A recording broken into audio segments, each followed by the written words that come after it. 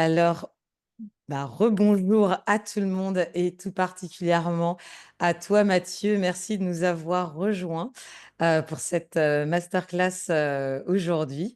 Et donc là, on est donc très, très, très contente de t'avoir avec nous. Là, ce qu'on va couvrir, c'est le domaine commercial, car spécialisé dans la redynamisation des ventes pour les entrepreneurs et les PME depuis 2017. L'objectif de Mathieu, c'est de transformer les dynamiques commerciales pour permettre aux entreprises de libérer leur plein potentiel. Et son approche repose sur des piliers qui sont solides et efficaces. D'abord, la stratégie commerciale sur mesure, l'optimisation des processus commerciaux, le coaching des équipes et les projets de génération de leads, ce qui est fort utile pour les Ouais. entrepreneurs. Et aujourd'hui, avec toi, Mathieu, on va couvrir cette thématique, les erreurs fatales en stratégie commerciale, comment les détecter et les corriger. Mathieu, Eh comment ben, tu vas? écoute, ça va trop bien, ça va trop bien. Merci, merci pour cette super intro, merci pour l'accueil. Et puis, j'espère être à la hauteur de cette intro en termes de Bien contenu. sûr, mais On va tout faire tellement. pour. Exactement, c'est le projet.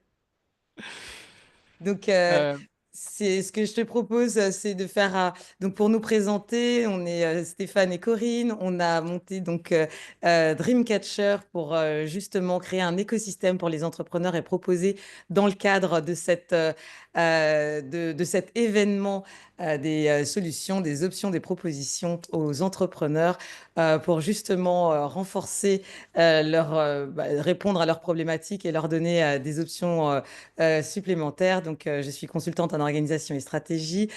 Corinne est coach également en accompagnement des entrepreneurs. Et du coup, Mathieu, je te laisse, je te laisse la place. Ouais, on est curieux Waouh! justement, Ouais. on est curieuse Mathieu d'entendre ton parcours parce qu'on sait qu'il est riche et j'ai envie d'abord poser la question de comment tu es arrivé à faire ce que tu fais aujourd'hui?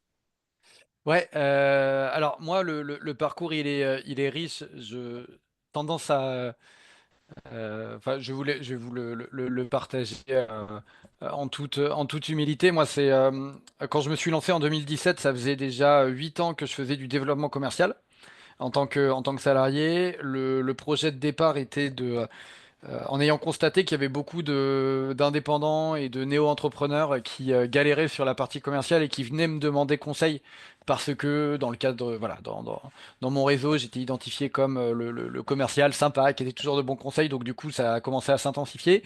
J'ai décidé, fibre entrepreneuriale très ancrée en moi, très forte envie de me lancer, bah, de démarrer un business sur ce sujet-là. Donc j'ai commencé à accompagner des entrepreneurs sur leur dimension commerciale. Petit à petit, bah, l'offre s'est très étoffée, puis la structure s'est étoffée, puis la boîte s'est agrandie. Et en fait, j'ai eu j'ai eu euh, un vrai ascenseur entrepreneurial, puisque le CA doublait tous les ans pendant 5 ans. Donc on arrive très vite à des dimensions très fortes euh, enfin assez importante en termes de business, puisque j'avais une équipe en gros, j'avais une vingtaine de personnes en free et collaborateurs à cette période-là. On était en sortie de Covid. Il y avait eu j'avais vécu un vrai tremplin euh, avec lors du confinement, beaucoup de personnes qui voulaient se lancer à leur compte, etc. Et donc, du coup, en fait, il y a beaucoup de choses j'ai vraiment bénéficié de cette vague à fond à ce moment-là. Et donc ça, c'est le côté très beau de la pièce, on va dire. Le côté très sombre de la pièce, c'est que euh,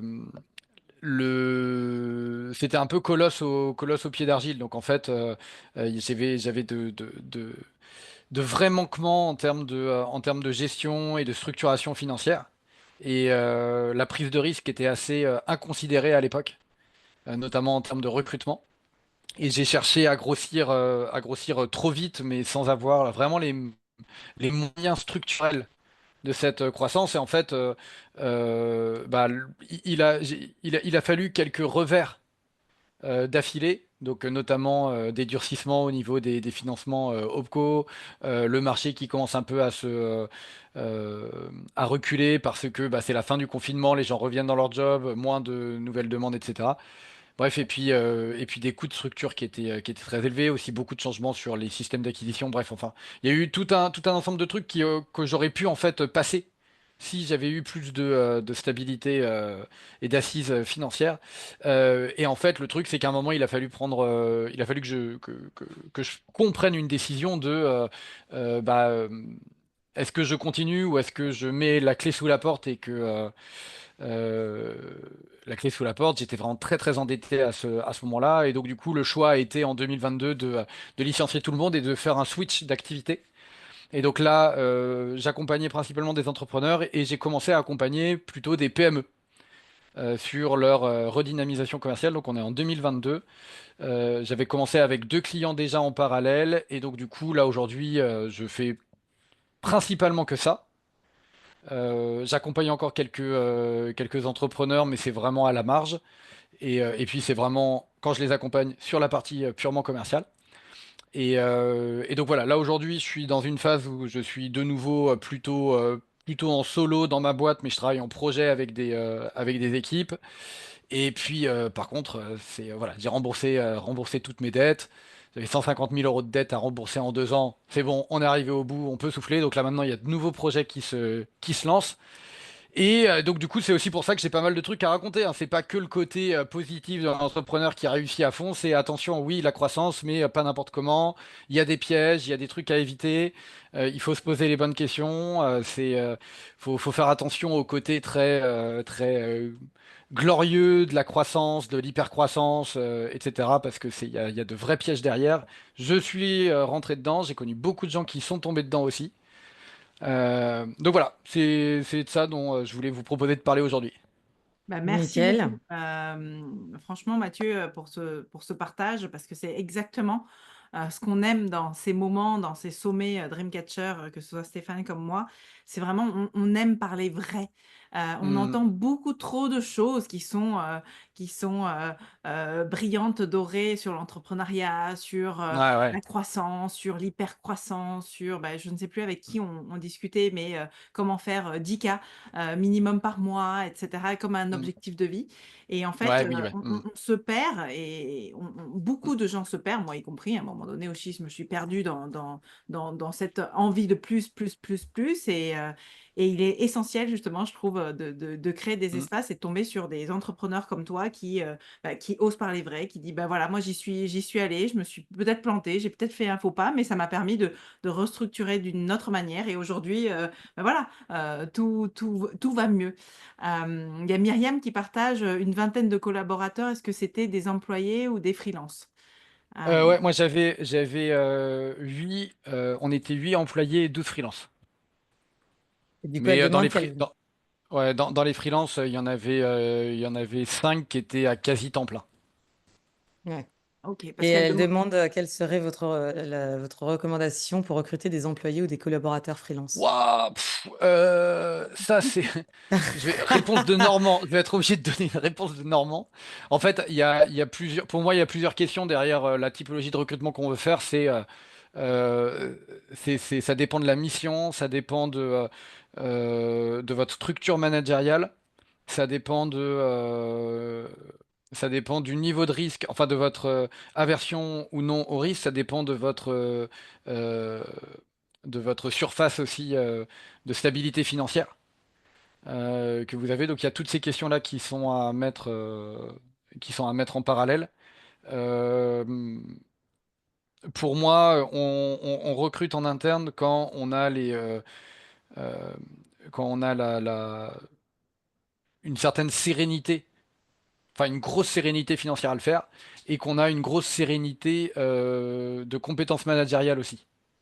Quand on sait que, ok, on a beaucoup de certitude sur le cadre managérial qu'on va offrir. Euh, si on n'a pas cette double certitude, je trouve que ça peut, c'est quand même un très gros risque à prendre.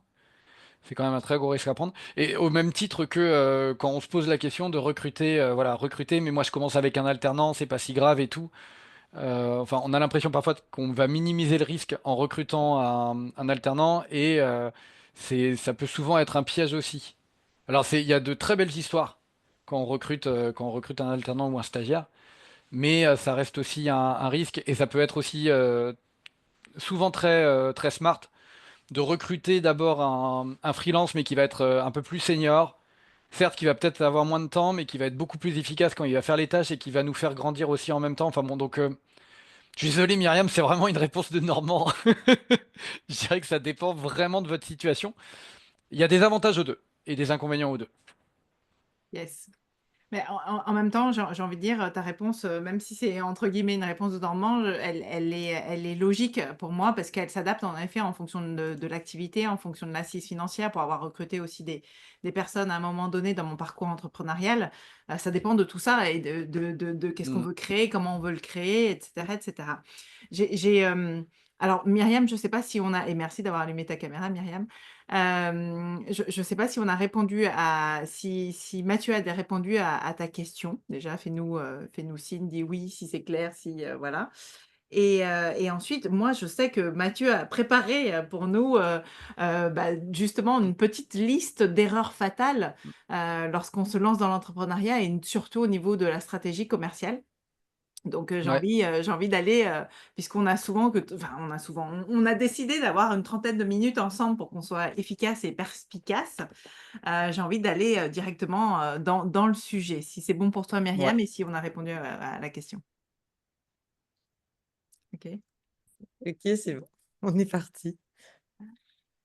Ouais, donc alors moi je voulais vous partager. Alors on a on a un temps limité, donc je voulais vraiment me concentrer sur quatre points importants. Et puis si on a le temps, bah du coup on les développe. Pour moi, il y a quatre erreurs fatales en termes de développement commercial quand on démarre, quand on se lance, quand on est dans ses premières années. La première, c'est le ciblage. Donc, je vais vous les énumérer, puis ensuite on va rentrer dans le détail de chacune, de ce que j'entends derrière, et puis du coup on pourra en profiter pour en parler aussi, Stéphane et Corinne, de ce que vous en pensez et ce que vous voulez que je développe. Pour moi, il y a le ciblage, il y a la précipitation, et le rythme qu'on va donner en fait à son commerce. Il y a le fait de ne pas capitaliser, et donc du coup de rentrer dans la roue du hamster. Et le quatrième point, c'est le manque de structuration. Mais pas le manque de structure dans le sens, on n'a pas mis en place un gros funnel dès le départ, etc. Pour moi, c'est une structuration vraiment simple, basique, mais qui est, qui est très important qui est très important euh, de vite mettre en place pour avoir une assise. Et c'est un peu comme, pour moi, le commerce. C'est un des piliers de sa future entreprise, au même titre que la livraison, que ses finances ou que son management. Pour moi, ça fait partie des quatre grands piliers de la pérennité, de la durabilité d'un projet entrepreneurial. Donc, on parle pas forcément que de croissance, on parle de pérennité. Et en vrai, je pense que quand on se lance dans une aventure entrepreneuriale, on se lance pas en se disant, bon, bah, au pire, dans 2 ans, je retourne faire mon job d'avant. On est plutôt en train de se dire, je me crée une nouvelle vie. Donc, on a envie que ça dure. On n'a pas forcément envie que ça croisse pour croître, on a envie que ça dure pour durer. Et donc, du coup, c'est dans ce sens-là que pour moi, ces quatre sujets, enfin, ces quatre erreurs sont fondamentales. Ce sont des angles à prendre dès le départ pour que votre commerce soit durable. Si ça vous dit, je vous rentre dans le détail. Mais Carrément. complètement, vas-y. Allez, on y va, on est parti. Donc, quand je parle de ciblage, il y a deux éléments. Le premier, c'est le positionnement et le deuxième, c'est les cibles en elles-mêmes. Euh, le premier truc déjà, c'est de comprendre que sur votre marché, en fait, vous êtes positionné d'une manière ou d'une autre. Euh, les personnes qui sont confrontées à votre message, d'une manière ou d'une autre, vont vous mettre dans une case. La question prioritaire à se poser, c'est est-ce que je suis dans la bonne case ou pas? Par rapport à mon projet, par rapport à ce que je veux véhiculer ou pas.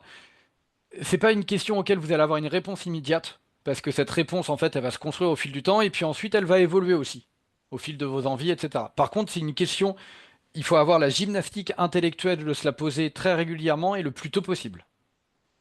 Donc, est-ce que je suis dans la bonne case?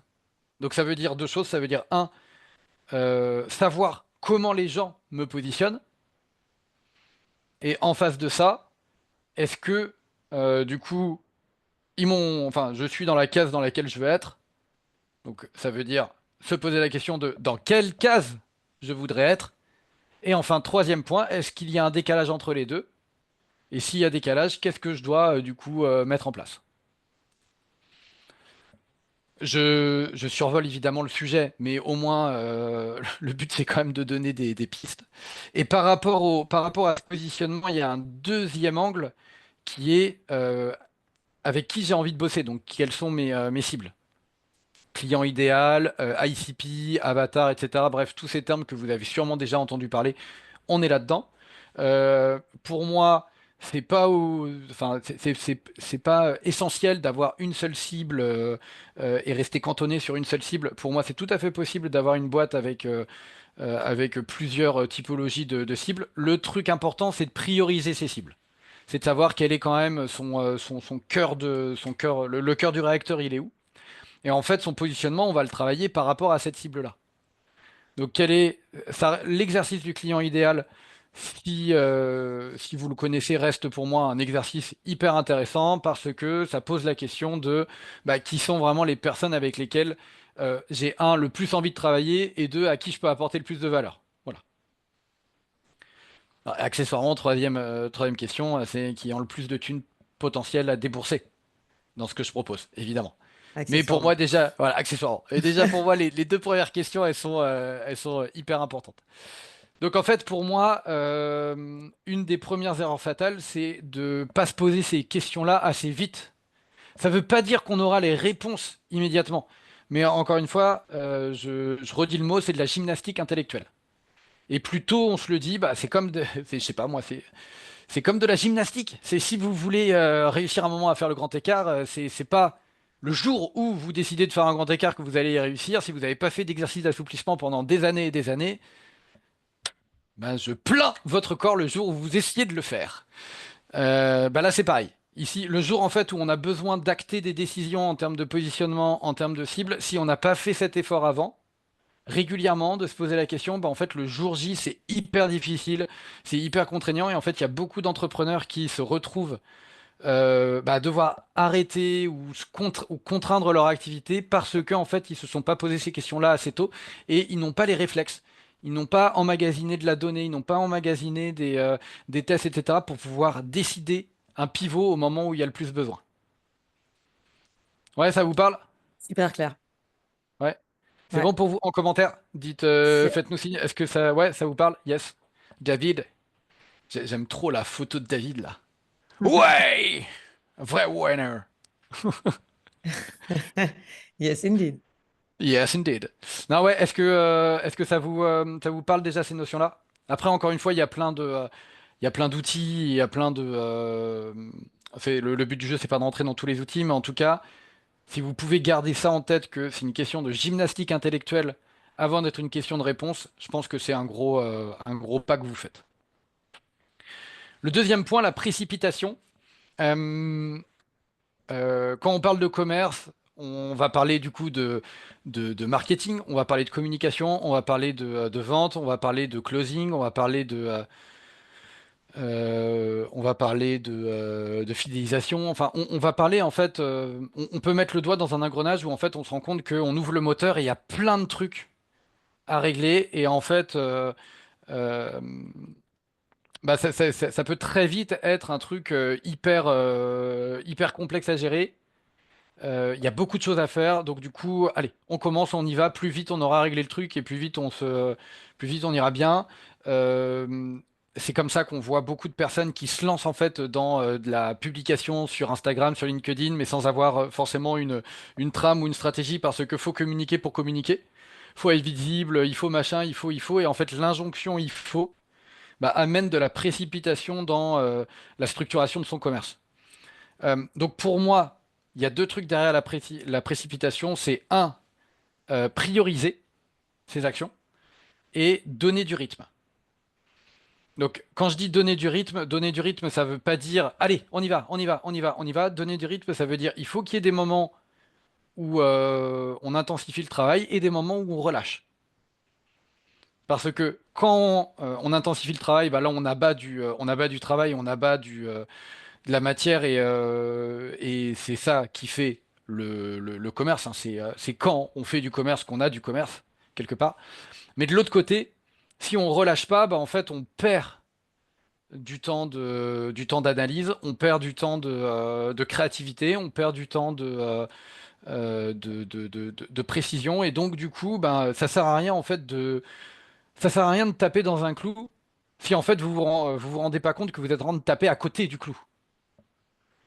Et qu'en plus vous êtes en train de taper avec une fourchette. Enfin, je veux dire, ça sert à rien. Ou alors, vous allez avoir l'impression de faire des choses, mais sans que ça produise de résultat. Donc en fait, quand je dis donner du rythme, c'est ça, c'est organiser son temps euh, de façon à avoir des temps où on priorise, des temps où on analyse, des temps où on organise, des temps où on prépare et des temps où on est dans l'action et dans le run. Et c'est pour ça, moi, par exemple, que bah, je suis organisé en plan de 90 jours. Donc ça veut dire que tous les trimestres, ben, j'ai une demi-journée que je dédie uniquement à l'analyse, à mon journal de bord, à la priorisation des actions pour le mois suivant, que j'ai des grandes actions sur l'année, que toutes les semaines, j'ai un temps dédié à prioriser mes actions de la semaine et faire le bilan de la semaine, que j'ai un dashboard pour voir mes indicateurs les plus importants. Bref, j'ai tout ce temps-là qui est incompressible, que je fais quoi qu'il arrive. Et bah, si j'avais pas ce temps-là, en fait, je serais toujours un peu angoissé de pas savoir si je vais réussir à atteindre mes objectifs ou pas parce que j'ai pas de temps vraiment dédié à bah, où est-ce que j'en suis par rapport à mes objectifs. Deuxièmement, j'aurais pas d'objectif parce que j'aurais pas vraiment de temps où je pourrais me fixer ces objectifs.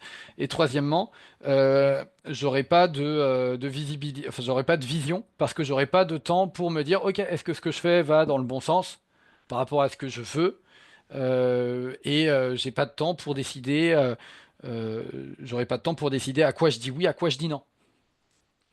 En fait, tout ça, vous avez l'impression que je parle pas de commerce, mais en vrai, c'est que du commerce, quoi. C'est-à-dire de savoir si vous allez accepter un rendez-vous avec un tel ou un tel.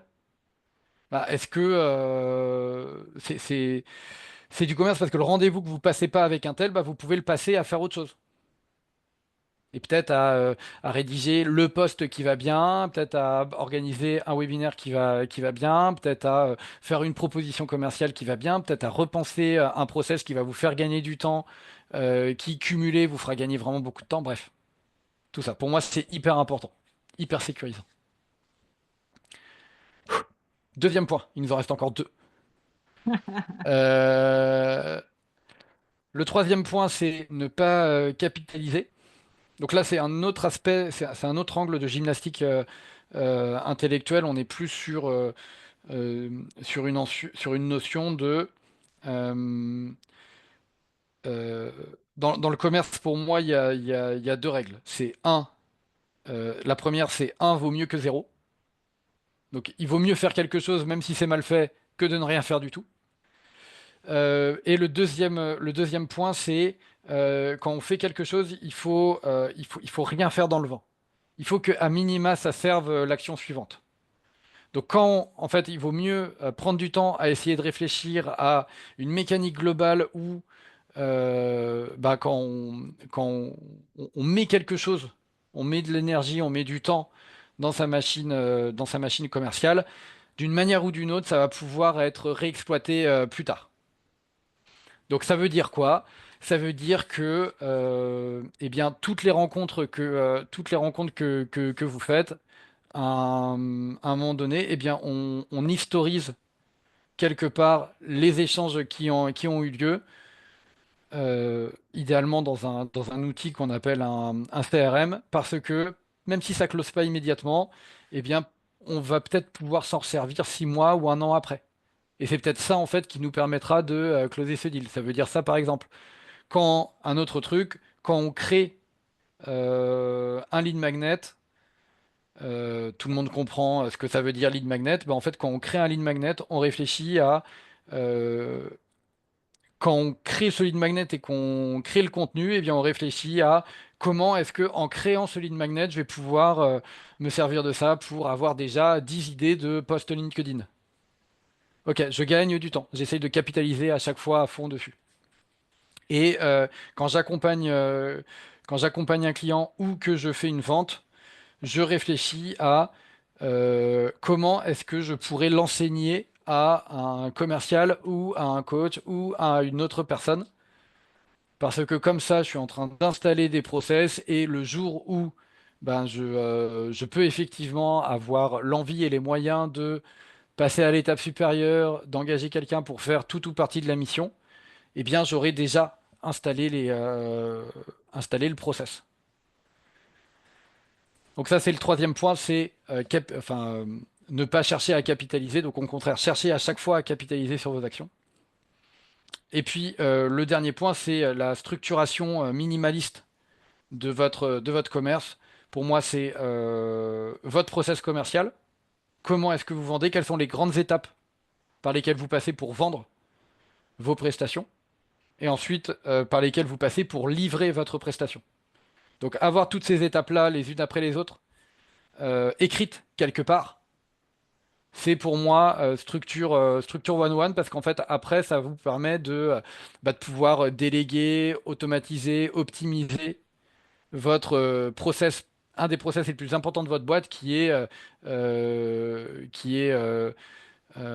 cœur du réacteur. Qu'est-ce qu'on vend, comment on vend, qu'est-ce qu'on vend et comment on le livre. Un deuxième angle de structuration, c'est le commerce, c'est de la communication interpersonnelle, c'est de la communication avec des clients, des prospects, etc. Et il y a énormément d'informations à, à traiter. Si aujourd'hui vous le traitez de manière artisanale, ça veut dire que quand vous avez quelqu'un au téléphone, vous êtes présent dans l'échange, vous prenez des notes et puis ces notes, elles restent sur votre carnet. Et 6 mois plus tard, quand vous avez de nouveau cette personne, eh bien, il faut aller rechercher l'information dans votre carnet. Donc, en fait, la plupart du temps, l'information, elle existe. C'est juste qu'elle n'est pas stockée, structurée d'une façon à ce que ça soit facilement réexploitable. Et surtout, quand vous n'avez pas cette information-là structurée et consolidée quelque part, bah, ça vous empêche de pouvoir recruter efficacement, même avec un freelance.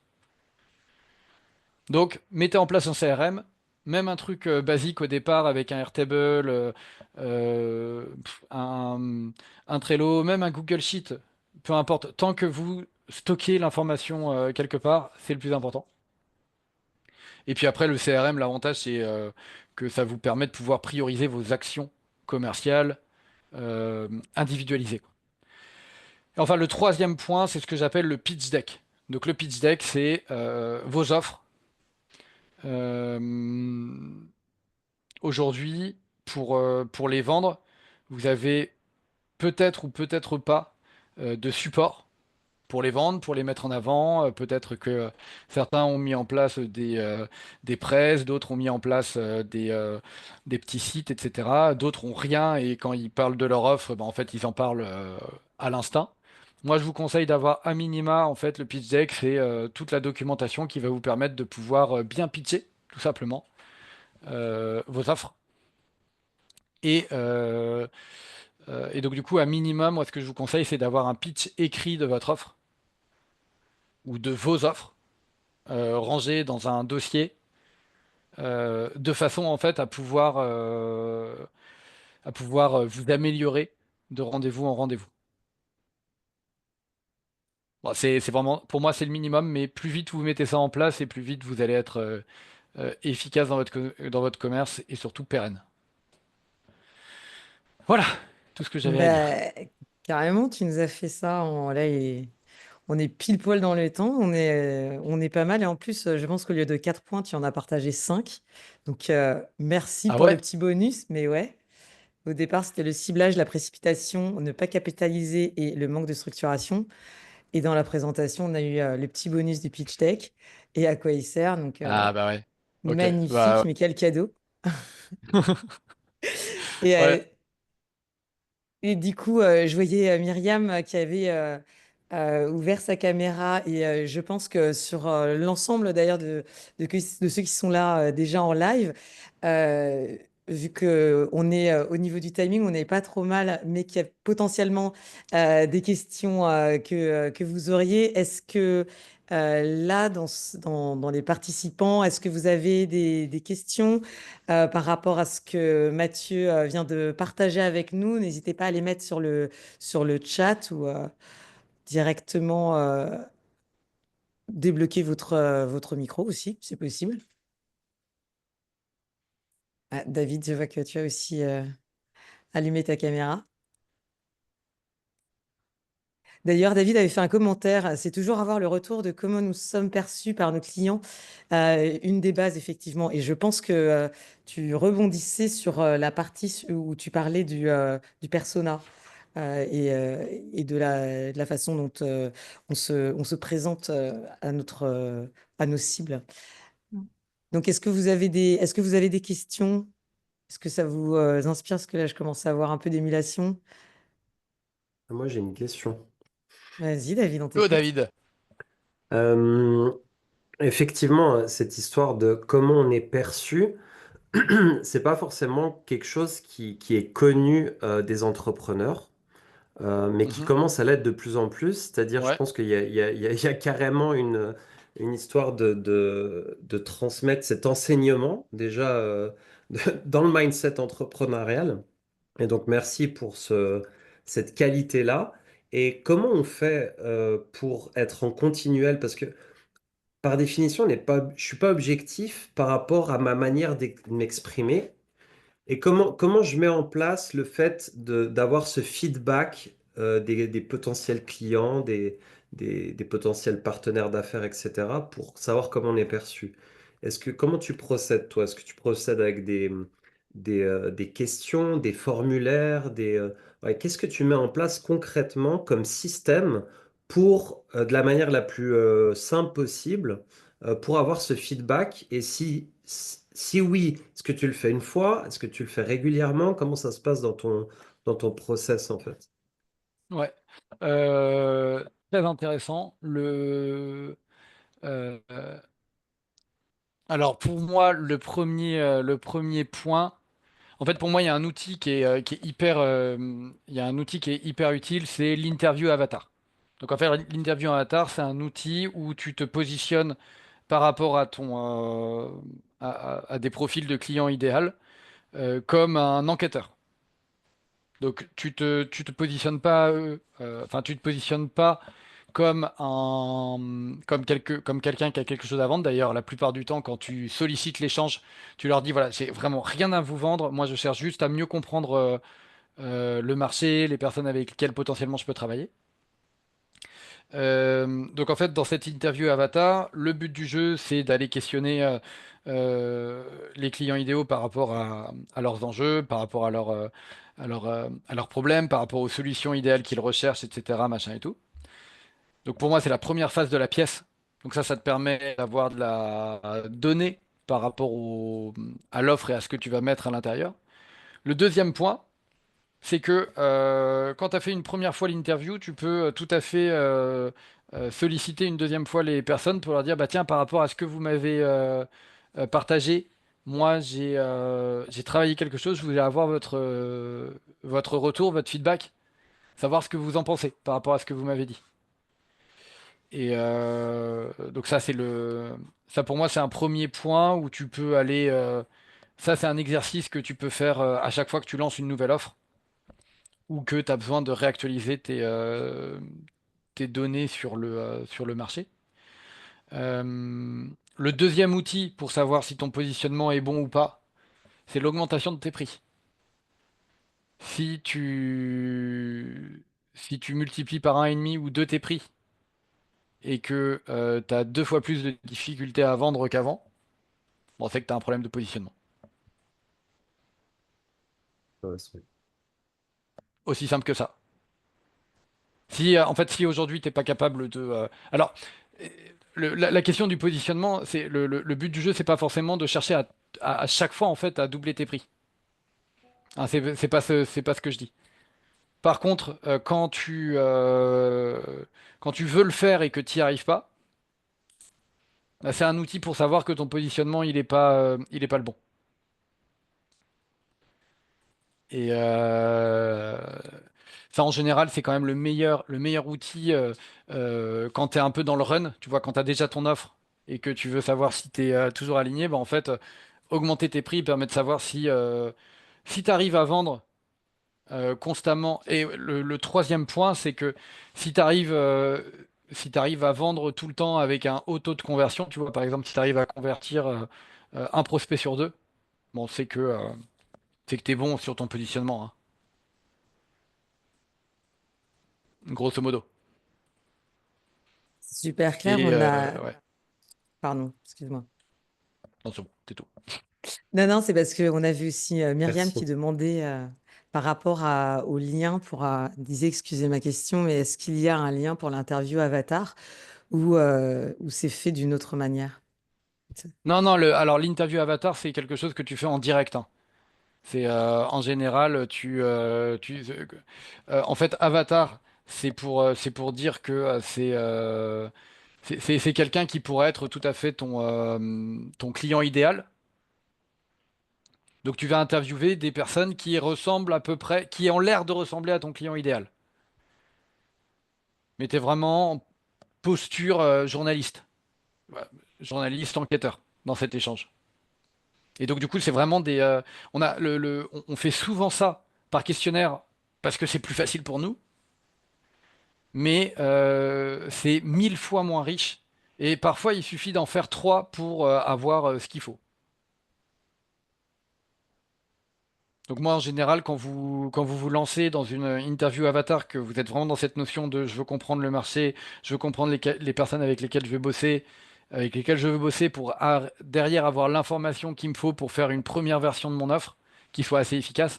En général, 3 à 5 interviews sont déjà bien assez efficaces. C'est bien suffisant. Myriam, du coup, tu as peut-être une autre question puisque je vois que le micro était débloqué.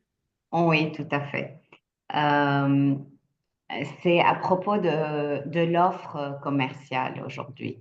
Quand on parle de sales et de commerce, on va automatiquement, je suppose, à plus des commissions, être payé en commission et non pas en retainer.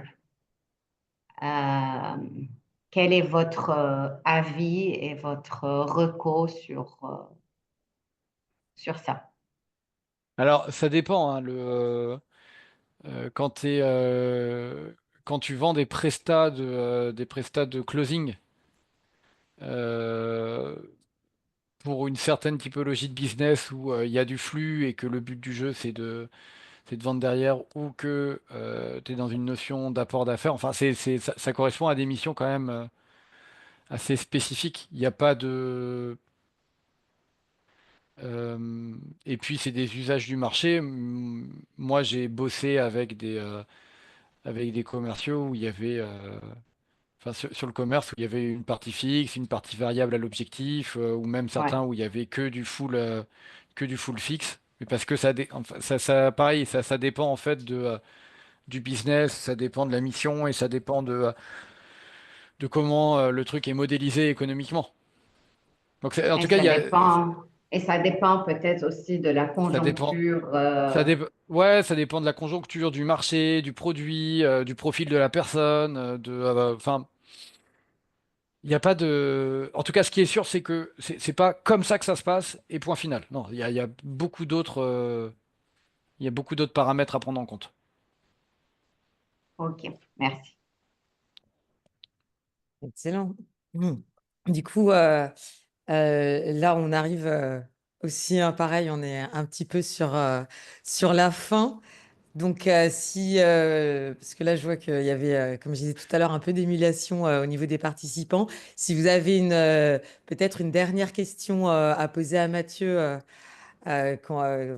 pour qu'on le libère, parce comme on l'avait dit au début, on partait sur des petits formats, sur des formats courts. Donc, est-ce que vous avez encore peut-être une question à poser avant que on finisse cette première journée d'event de Dreamcatcher sur les faux pas? Ah, Pour ça... Myriam, pas pour. Non, ça a Alors l'air bon. après, pour tout dire, je trouvais ça ultra clair. T'as Ouais. été super efficace, très clair aussi dans les réponses que tu as données. C'était hyper intéressant d'avoir ton regard en mode, même si tu disais que tu accompagnais plus des PME, etc., bah, comment ça résonnait de toute façon lorsqu'on est entrepreneur, Mm. même solo entrepreneur. Euh, j'ai trouvé ça aussi très juste par rapport au partage que tu as fait au tout début en disant, bah, en fait, quand on se lance dans l'entrepreneuriat, on a envie que ça dure. En fait, on est là pour que ça dure Mm. et pas forcément pour croître et croître et puis après s'effondrer en plein milieu ou à Mm. mi-parcours. Donc, tu vois, le partage que tu as fait, les 5 points, là, c'est vrai que tu nous as donné une pépite supplémentaire. C'est des choses qu'en effet, on a peut-être pu avoir entendu précédemment, mais la manière dont tu as abordé les choses donne un prisme qui est à la fois associé à la fois purement commercial, comme tu l'as dit, mais aussi purement, j'ai envie de dire, mindset et Mm. développement personnel, j'ai trouvé. Donc merci de ça, parce que c'est en tout cas l'une des premières fois que je l'entends de cette manière. Donc, Ouais, trop cool. Bah, trop bien. Bah, ravi en tout cas. Ravi du coup d'avoir été la première fois. ah bah, écoute, merci beaucoup pour cette première fois-là. Non, Mais vraiment, qu'est-ce que c'est mignon. vraiment, moi j'ai trouvé que c'était très très clair. À la fois, bah oui, c'est ça, à la fois stratégie, à la fois mindset, à la fois avec un regard qui, au début, peut être venu avec un regard très très commercial, mais qui en fait n'est pas que ce regard-là. Donc je te remercie et je pense que c'est pour ça aussi qu'il y a eu des questionnements, des émulations en plus, etc., etc. Et merci David de cette question aussi que j'ai trouvé hyper intéressante parce que j'ai pris plein de notes. Ah oui, complètement. Pareil pour Myriam, je pense que Tout à fait. ça induit pas mal d'interrogations, ça a parlé à énormément de gens. Encore une fois, Mathieu, un grand merci. Comme on disait précédemment, donc d'un point de vue juste pratique, on va partager le lien vers ton profil sur LinkedIn. Vous pouvez donc également retrouver cette masterclass en rediffusion pendant une semaine sur le groupe privé Facebook. N'hésitez pas également à poser des questions si là, vous n'étiez pas là et que vous regardez en replay. On transmettra à Mathieu vos questions et sinon, n'hésitez pas à le contacter également. Si on sait qu'on avait dit qu'on était nickel au niveau du créneau, là, tout de suite, ça veut dire que on se dit au revoir. C'était Bah ouais. super. C'était un vrai plaisir de t'avoir, Mathieu. Merci beaucoup pour ce partage. Bah, merci beaucoup à vous, merci pour l'invitation et puis bah, bonne continuation à tout le monde et puis bah, j'espère avec grand plaisir qu'on se retrouve sur LinkedIn avec grand plaisir. On mettra tous ces Merci. liens. Merci encore, Mathieu. C'est cool, merci beaucoup, Merci. je vous quitte, au revoir tout le Au monde. revoir.